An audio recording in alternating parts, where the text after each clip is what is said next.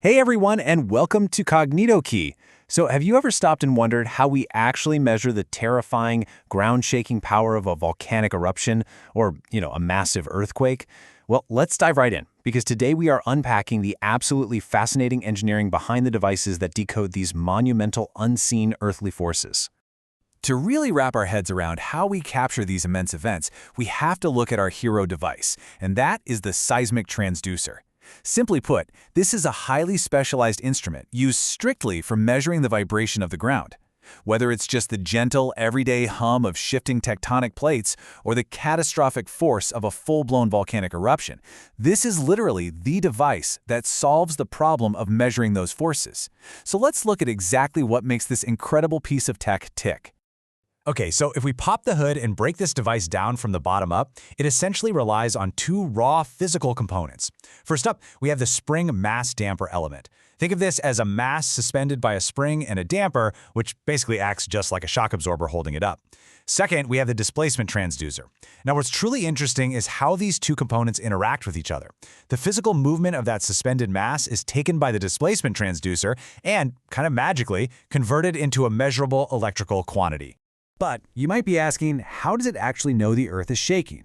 Well, the brilliant physics behind its construction comes down to one really elegant concept, and that is relative motion. The trick is all in how it's mounted. See, the housing frame of the device is bolted directly to the vibrating source, like the ground itself. But the internal mass, it stays completely still in space. The housing shakes, but the mass doesn't. That simple difference between the two is the absolute secret to sensing vibration. Let's actually walk step by step through a day in the life of a vibration as it travels through this system. Step 1, the ground shakes, and the housing frame connected to it moves instantly. Step 2, because of that clever spring and shock-absorbing damper setup we just looked at, our internal mass remains perfectly stationary. Step 3, the displacement transducer, sitting right there between them, senses that the housing moved while the mass didn't. It then creates a readable electrical signal out of that exact difference. Honestly, it is just incredibly elegant engineering. All right, moving on to section 2. Two modes of operation, displacement versus acceleration. So how this device operates actually depends entirely on a pretty fascinating inverse relationship. If you want to operate in displacement mode, engineers will use a very large mass combined with a really soft spring. But if you need to measure in acceleration mode, they flip the design entirely. For that, they use a small mass coupled with a very stiff spring. It's wild, but just by changing that physical combination, you completely change the mode of the transducer. Next up is Section 3, Types of Seismic Transducers, Tools for the Field. Let's shift from the theory to the actual finished tools engineers use. This brings us to the two main types of transducers you'll actually find out in action. On the left, we have the Vibrometer.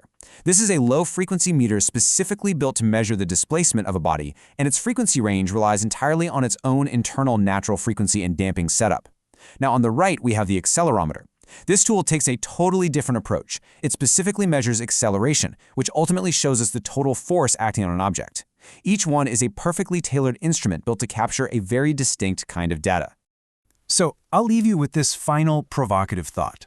What invisible forces will you measure next? Because whether it's a subtle structural vibration in a building or a massive earthquake, the seismic transducer gives us the power to literally see the unseen. Thank you so much for learning with me today. Please make sure to subscribe to Kognito Key and absolutely like and share this explainer so we can keep exploring the incredible engineering all around us. Keep learning, and I'll catch you next time.